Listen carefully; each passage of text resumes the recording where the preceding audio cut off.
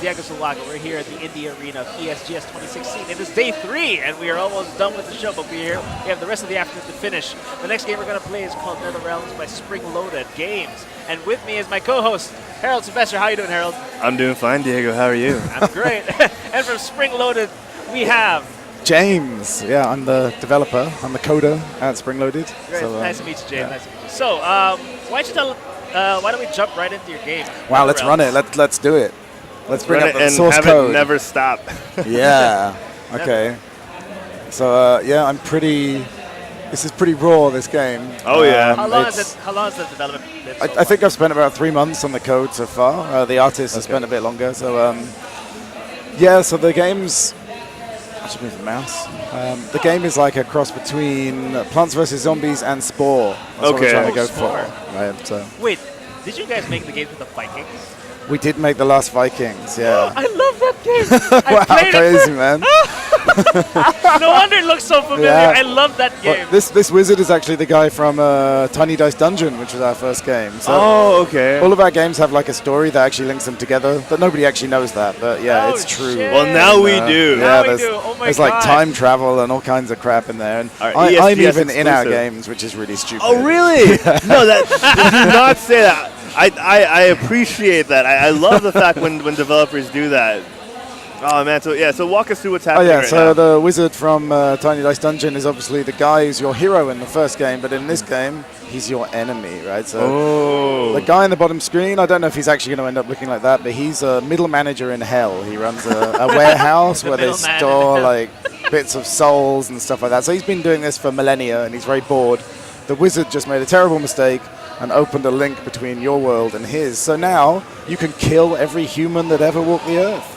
That sounds like a dream. So let's get killing. Let's get to it. Yeah. That's just the monster, right? So, yeah, obviously, that font's really tiny. But this game is really, really early. This demo has only been sent. It's been shown here for the first time. Okay. And I sent it to Nintendo last week. So, yeah. Oh, wow. Okay.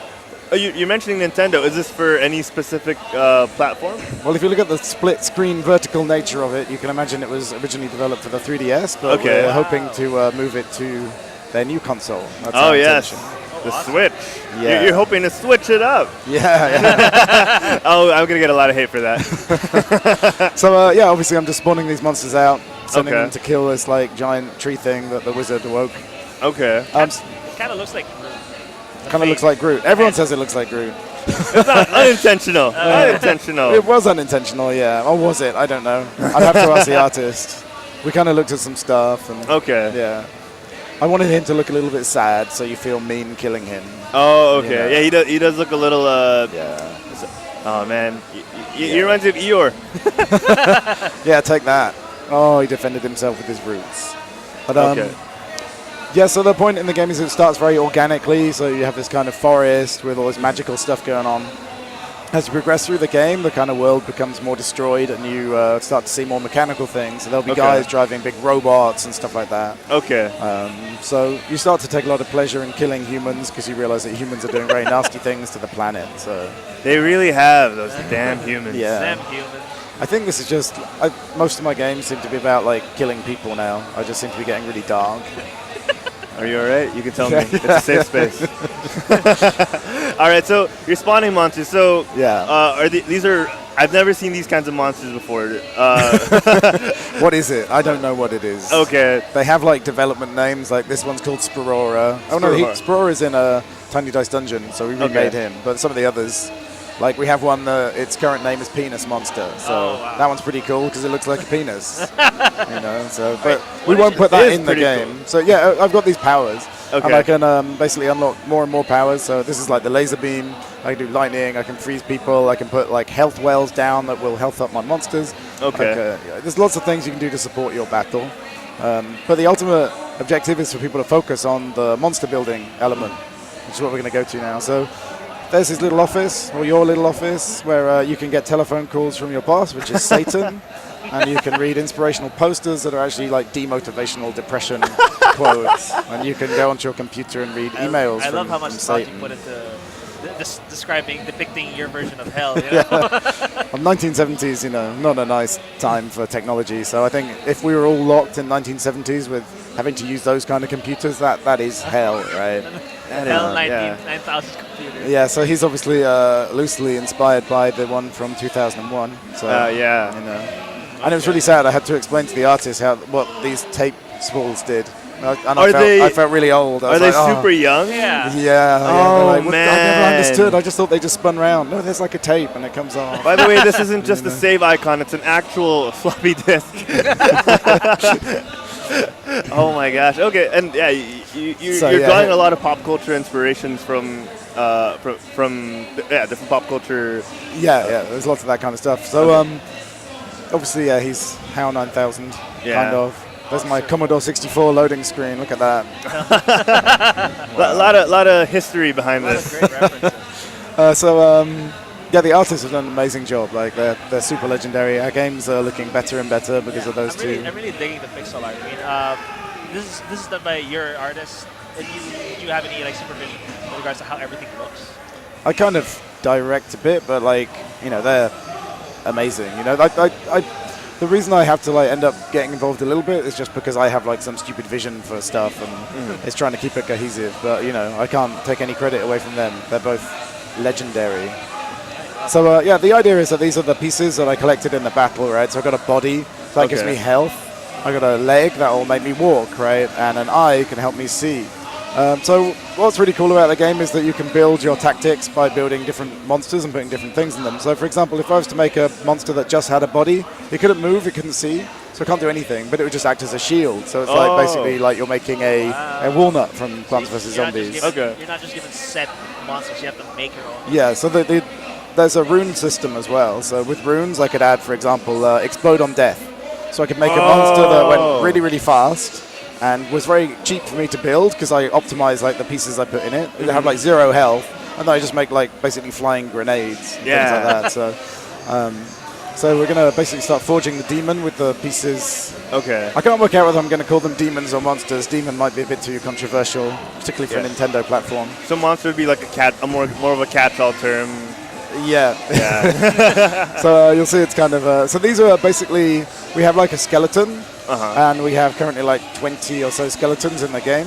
So what happens is the monster's randomly generated across that skeleton. So you see he's like a version of the monster that we saw in the first level. Yeah. But there's crazy volumes of randomness out of a very limited set. So it's completely random. Stuff. Whatever you put in him doesn't generate. In the final game, yes. If you put certain pieces in, it will limit the randomization to a certain set. Okay. So if I go online and I see somebody playing with like some super crazy bright pink fire demon and it's got it looks like a tree or something, I'll be like, how'd you get that? And I have to figure out the right blend of pieces. To so even you would need to figure it out. Yeah, I mean, I have no idea, right? Yeah. So if I like that monster, maybe I play with it a lot. Yeah. And I see bugs. Oh my god, there's a bug. A lot of them are very disturbing. Honestly, to be honest, like it's creepy if this was real. My god. But the level of uniqueness, like a lot of them, you're right, they are generated and they do look similar, but a lot of them, are very unique in their own right. Yeah, there's a huge variation, and the designs we tried to keep like all over the place. Like one of the ones that I really wanted to get in for this show is a giant chicken, but it didn't go in yet, and it's really, really massive. No! And it craps out these giant eggs that are basically going to like spew zombie goo over the enemies. It's like sold. Sold. Man, El Grande Pollo? Like I'm in. So and the bottom screen there, you're putting on your VR headset. Okay. And doing the virtual battle simulator. It's a projector. Yeah, so the red is actually the exact same red that was used in the Virtual Boy. So, okay. Wow. So the point of the screen is that I've built my monster in theory of like the random parts. I want to see if it actually does what I want it to do. So I'm gonna, try and like set myself a level. I'm gonna try and fight that guy, and maybe I'll fight a moth. The moth just looks really nice. So this is a testing ground that you could do for. Without actually worrying about using up any resources or anything. So I spawned my eyeball out. Is it strong enough to kill these two things? Who knows? The moth is... The animations aren't playing correctly. Like the actual attack animation for the eyeball thing, it's going to eventually have like a real animation. Okay. Whipping its head back. Yeah, or something. Yeah, we haven't really worked out how to do it yet, but that's the plan, So let's spawn some fire just because it's really funny and it's broken. The fire has got a movement AI on it right now. It's not supposed to obviously be able to move, but I quite like it and it entertains me a lot. It actually is kind of adorable, the slow crawl. It looks quite cute, right? Let's try and break the game. If I like that monster, which I do, I guess, you can see now it's on my rack on the bottom, so if I actually go and play a battle, I can use this mighty monster. So there's a fog of war.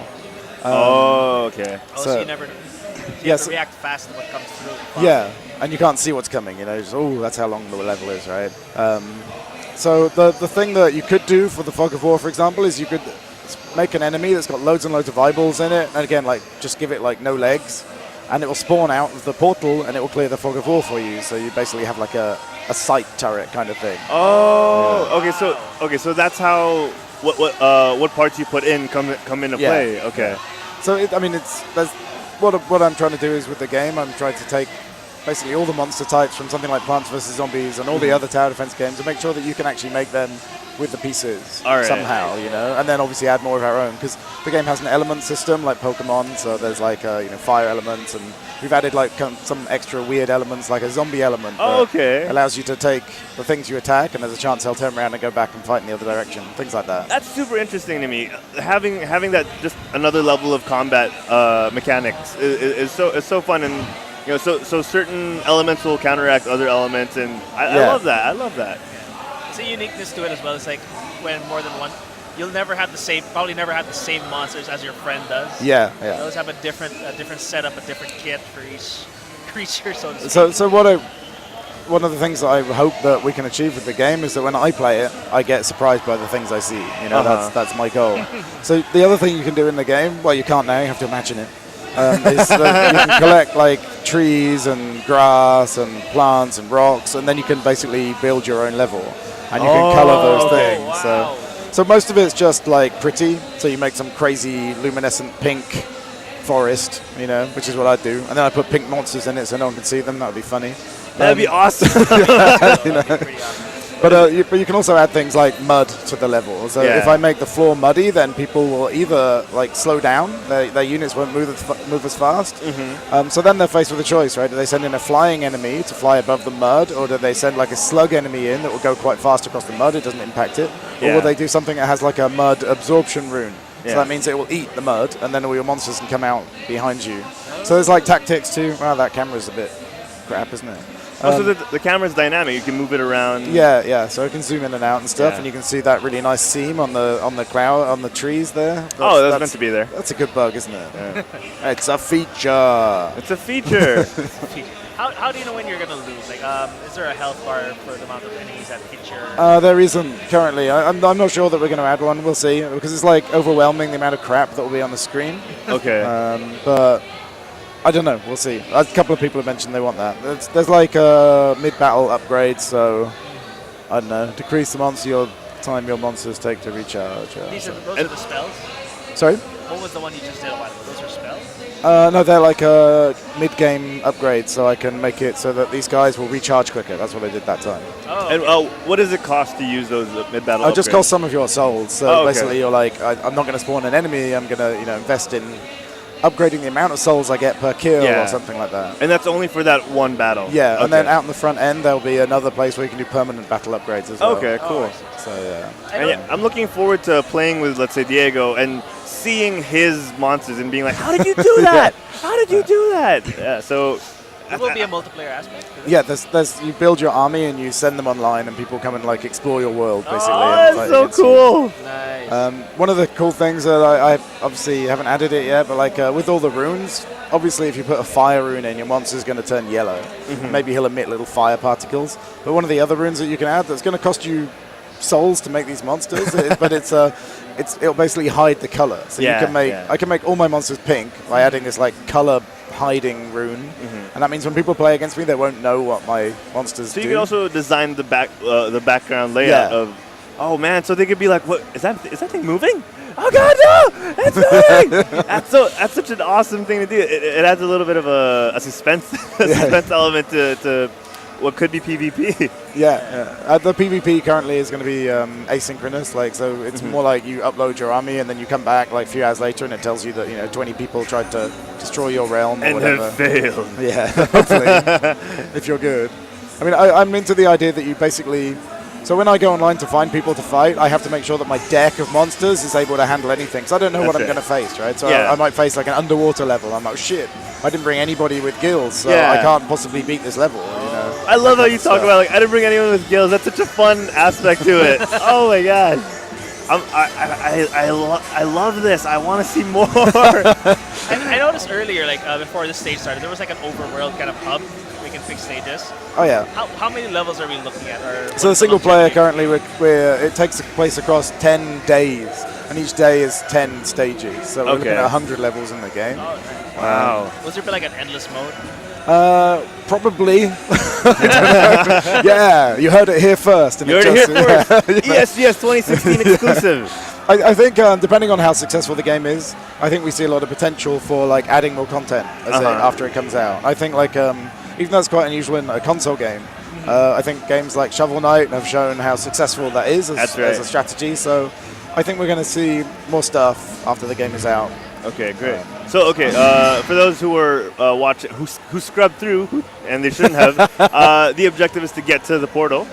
Yeah, and win. And you've won. All right. And I've turned it into like the graphics go red because I've turned it into hell, basically. All right. We're talking about having like lots of demons flying out the portal and like fire trees growing up. Accountants start spawning and and planning down their old computers. So yeah, I mean, this is obviously it's not done, right? Like the game's super early, but that's kind of what it's all about. Here's like a really ridiculous area. I'm moving my mouse in. Employee number. Oh, this is your office. Yeah, this is your office. So I want to make like a sort of mini point-and-click adventure in here where you can like answer the phone to Satan and you can read your emails and you can look at your inspirational posters. Are those horns? Yeah, it's a little Oh, phone that's with so Satan cute. horns. Yeah. That's so good. And the inspirational posters, they're going to change every day, and you click and there'll be a different quote every day. Oh, wow. Do you have one now? Like, no, it's not working right now. I could, but the quotes are like the most horribly depressing things that I could ever write. I'd love to be demotivated right now. So you go through like I'll do like a Google search for all the motivational posters, and I'm like, how can I turn this really horrible like positive statement into a really, really horrible negative statement that makes me depressed, like. It makes you want to play the game and destroy more things. Yeah, because people are horrible. Yeah. So that's like our big game. I think it's the biggest game we've ever tried to undertake, So we're hoping like March or something next year. So essentially, for a full release. Yeah, if Nintendo are nice enough to give us a kit, and who really knows about that, right? Like, no one knows, right? I don't know what they're doing. So We'll tag them on this and pray that they watch. Yeah, they'll love that. They'll love hearing one of their developers talk about it so candidly, I'm sure. But like, I don't know. Like, if they give us a kit, then we're going to 100% commit to making this a Switch launch title. Nice. If they don't give us a kit, then it probably will come out a little bit later than March, and we'll spend like a bit longer, and we'll decide what platforms to target first. Okay. But eventually it'll be on mobile, Steam, PS4, Xbox, everything. That's our plan. Anyway. Oh, that's awesome. I can't wait to get this on Steam. Early access codes come and go from time to time. I'm just saying. I'm just saying. So where can they find more about the game online? If nowhere. The game is completely. This is the only place you can find out about it right now. Is on this video stream. Oh, it's a super secret game. I feel special. So no, but obviously, if you want to ask me something, you can email me. Yeah, that's it. Oh, where can they email you? Go through Twitter or something, Springloaded Dev, or just come to our Facebook or our website, whatever. But yeah, I have another game to show as well. Okay, let's do that. I'm gonna have to disconnect the HDMI and connect it to my iPad. All right, let's do it. Oh. I'm so glad you have more. I'm so glad. I was like, that's it. I can't even work out how to use this iPad. They changed the OS, and I don't really get it. So. OS 10? Yeah, it's like it's embarrassing not being able to turn on your iPad. But there you go. So we're going to play Desert Island Fishing. All right, let's take a look. Another game full of positive messages about the human race. That's magnificent. That's just what we need right now. Yeah. So there's your little guy. He's supposed to actually play an animation of him washing up on the beach at the beginning. Oh, okay. But yeah. So essentially, you are a businessman who was doing some deal in Asia, in Indonesia probably, and no particular reason. Yeah, well, there kind of is, but I'm unsure. Basically, I don't want to get sued by the company that I'm basically parodying in this game. There's a very evil company. I got your back. In Indonesia. Oh my god. Yeah, and right now your boss is named after the actual guy, so Okay. I think I've got to change that. We'll blur that out in post. Yeah. So there's a swipe mechanic, and I'm really into like a real golf swing, and kind of like from back from like Lynx 2004 all the way like Tiger Woods and stuff. So when you cast, I want it to feel like a golf game. Okay. And the hook lines up. Oh, I caught something! Yay! All right. So I caught my book. Yay! So do you always get that at first? Yeah. Okay. The tutorial's still kind of in dev, you know. Okay. So the other part of the mechanic is that basically if I don't swipe up as far, I won't cast as deep. So if I only go up like 3 meters, it's gonna go. Okay. Yeah. Oh, you have to get it at the right time. Yeah. So how that works is there's this map here of all the fish I can find, Okay. and I'm just going to try and like fill in my collection. It's basically a big collection game. So Okay. so I hold the screen, or I'd hold the right trigger in. We're still working out what formats to do this on. I really love console games, so I want to put this on console, but I don't know if that's really like I was trying to think like how would that work? Yeah. I think it will control great. It's just like, will people respond well to such a like simple game? Yeah. But there's no fishing games on Xbox or PS4 right now, so you know. Yeah, and God knows that those people need to relax a little bit, don't they? You gotta sit back and fish. So I balanced this on Thursday morning just before coming to the event, and I wrote 3 lines of code that basically tried to auto balance the game, and it's really bad. It's super badly balanced. I can't tell. Well, you're not playing it, so that's good. You know? So you can upgrade your rod, and you can buy different baits and things like that. Obviously, this is a placeholder screen. Well, what's cool is when you buy stuff, we have like a little like Amazon drone that flies in and drops it off for you. Because, you know, you're in the middle of nowhere. But Amazon, well, not Amazon, they'll be called something else, of course. You know, Zamazon. Yeah. Obviously, big corporations can get to you wherever you are to sell you stuff. That's what's important about the world, right? That's right. Consumerism, man. So, yeah, I got a TV, so yeah, that's cool. So the message in the game, if I'm allowed to say there's a message, is that... oh, yeah, please. Well, you know, games with messages, it sounds so ridiculous. I don't want people to think there's a message, but like, you know, it's like nice fish and shit, right? But then as I get like further into the game, I start catching like garbage and bottles and like dead animals and things like that, really. So there's a lot of things to catch, and you'll discover it as you play. And basically, you'll discover that the things in the ocean are not mainly fish. They're things that humanity has put there. So it's like a comment about how like fucked up the oceans are. Really. Okay, yeah. I was wondering when we'd get to that part. Yeah, okay. So, obviously, back to me hating humanity. So a couple of tires, you know. So this is like your Facebook wall where you can read, Facebook, Persona wall, where you can internet out and see. Yeah, well, basically, what people are like, but how, if I can do all this communication, like, why can't I get back? And you're supposed to discover this guy, Alex Selkirk, who's named after the guy who Robinson Crusoe was supposedly inspired by. But you discover that he's got no friends because he works so hard, right? His only friend on his Facebook is his boss, and his boss, if you read all the posts, basically fired him for being late to work when he got shipwrecked. Dang. So he has no friends. So no one's going to come and get him. He doesn't care. Yeah. Thank you so much. Okay. And so the other characters in the game, basically when you start trading with other people, you discover them and they become your friend, and then you can start playing as them. So we have like Kenji here, who probably won't be called Kenji in the end. I named him after the guy who made Ice Climbers. Eskimo. Oh. So the original developer of Ice Climbers, this guy's named after at the moment. I don't know if it'll stay like that. I'm loving this. I'm loving this level. Oh, I got perfect. Oh, no. Race down, gravity, come on. Oh, shit. It seems like it's hard to just get one fish. Can you catch like sea monsters like the deeper you go? Yeah, it gets crazy. Like, so this guy's story is that he was catching fish and whales and things for his like village, and then his little iceberg he was sitting on just cracked away from land, and he's just drifting out to sea. Oh my he doesn't God. know what's going to that's happen, so sad. and you're going to discover that. So it's global warming. Like he's poor guy. So eventually he's going to have nothing to stand on. Yeah. So how many characters are there in the game? I think we're going to launch with like 5 or 6 or something. Okay. Oh, And nice. you can Sure. switch between them. Yeah, and then we've got whenever. different stories that are like the obviously this guy, it makes sense why he can't get back. He's like drifting away into the ocean. This old guy Alec, who lives on currently he lives on white coral, and he catches lots of white coral, which is obviously just dead coral. That's so. But he's supposed to be. He'll be in a different environment and have his little motorboat next to him. The flappy Okay. fish. Yeah. Oh. Yeah. And but his story is that basically he just goes fishing to keep away from his wife because their relationship, they need to keep it interesting, so they need to spend as much time apart as possible. They So need to keep it that's why he goes fishing all the time. Okay. So if I grade his Oh, rod, wow. So in the final game, how would you upgrade? Would there be a resource to use? yeah, you'll be able to like invest stuff, and you can actually level up your character. So like if I What's that? Was that a little Apollo? what did I get? I don't know. There's so much stuff in it. We've got like for example, you can cast a hornet bait, like the insect. Yeah. Polo there, water polo. Yeah, Apollo.